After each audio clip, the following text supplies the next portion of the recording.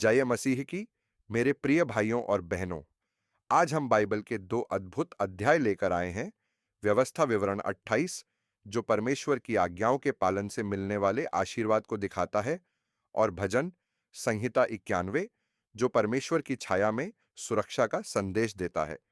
आइए इन वचनों के माध्यम से जानें कि परमेश्वर हमें कैसे आशीषित और सुरक्षित रखता है। तो आइए सुनते हैं व्यवस्था विवरण अध्याय 28 और भजन संहिता 91 के इन आशीषित वचनों को। यदि तू अपने परमेश्वर यहोवा की सब आज्ञाएं, जो मैं आज तुझे सुनाता हूं, चौकसी से पूरी करने का चित्त लगाकर उसकी सुने, तो वह तुझे पृथ्वी की सब जातियों में श्रेष्ठ करेगा।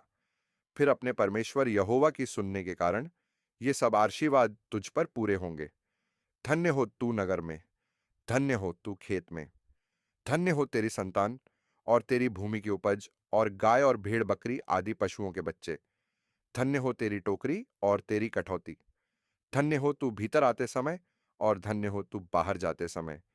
यहोवा ऐसा करेगा कि तेरे शत्रु जो तुझ पर चढ़ाई करेंगे, वे तुझसे हार जाएंगे। वे एक मार्ग से तुझ पर चढ़ाई करेंगे, परंतु तेरे सामने से 7 मार्ग से होकर भाग जाएंगे।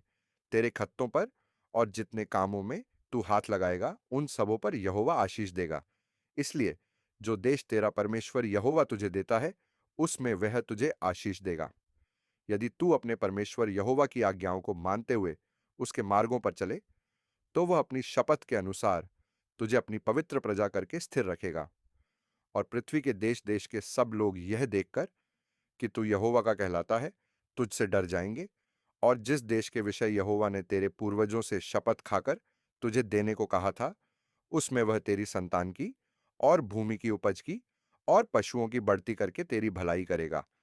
यहोवा तेरे लिए अपने आकाश रूपी उत्तम भंडार को खोलकर तेरी भूमि पर समय पर मेंह बरसाया करेगा और तेरे सारे कामों पर आशीष देगा। और तू बहुतेरी जातियों को उधार देगा, परंतु किसी से तुझे उधार लेना न पड़ेगा। और यहोवा तुझको पूंछ नहीं, किंतु सिर ही ठहराएगा। और तू नीचे नहीं, परंतु ऊपर ही रहेगा।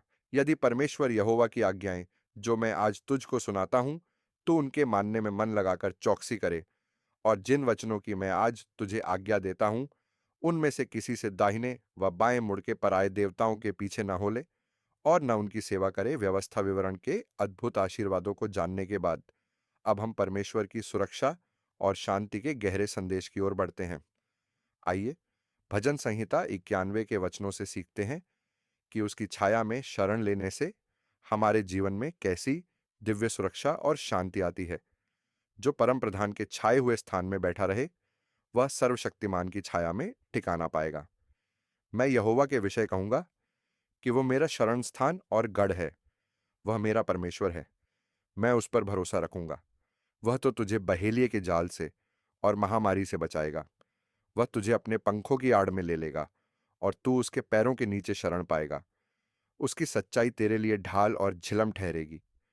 तू न रात के भय से डरेगा और न उस तीर से जो दिन को उड़ता है, न उस मरी से जो अंधेरे में फैलती है, और न उस महारोग से जो दिन दोपहरी में उजाड़ता है। तेरे निकट 1000 और तेरी दाहिनी ओर 10,000 गिरेंगे, परंतु वह तेरे पास न आएगा। परंतु तू अपनी आंखों की दृष्टि करेगा और दुष्टों के अंत को देखेगा। हे यहोवा, तू मेरा शरण स्थान ठहरा है। तूने जो परम प्रधान को अपना धाम मान लिया है, इसलिए कोई विपत्ति तुझ पर न पड़ेगी, न कोई दुख तेरे डेरे के निकट आएगा। क्योंकि वह अपने दूतों को तेरे निमित्त आज्ञा देगा कि जहां कहीं तू जाए, वे तेरी रक्षा करें। वे तुझको हाथों हाथ उठा लेंगे, ऐसा न हो कि तेरे पांवों में पत्थर से ठेस लगे। तू सिंह और नाग को कुचलेगा, तू जवान सिंह और अजगर को लताड़ेगा।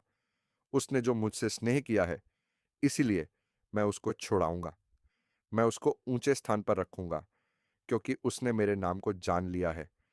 जब वह मुझको पुकारे, तब मैं उसकी सुनूंगा। संकट में मैं उसके संग रहूंगा। मैं उसको बचाकर उसकी महिमा बढ़ाऊंगा।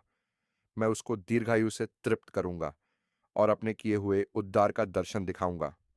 तो प्रिय भाइयों और बहनों, आज हमने व्यवस्था विवरण के आशीर्वाद और भजन संहिता के सुरक्षा संदेश को समझा। यह हमें सिखाता है कि यदि हम परमेश्वर की आज्ञाओं का पालन करें और उसकी छाया में शरण लें, तो वह न केवल हमारे जीवन को आशीर्वादों से भर देगा, बल्कि हमें हर विपत्ति और भय से बचाएगा। अगर आपको यह संदेश प्रेरणादायक लगा हो, तो इसे दूसरों के साथ साझा करें ताकि वे भी परमेश्वर की आशीष और सुरक्षा को महसूस कर सकें। हमारे चैनल बाइबल सिग्नल्स को सब्सक्राइब करना न भूलें और बेल आइकन जरूर दबाएं। याद रखें, परमेश्वर के वचनों पर मनन करना और उन्हें अपने जीवन में उतारना, यही हमारा असली आशीर्वाद है। परमेश्वर आपको और आपके परिवार को आशीषित करे। जय मसीह की।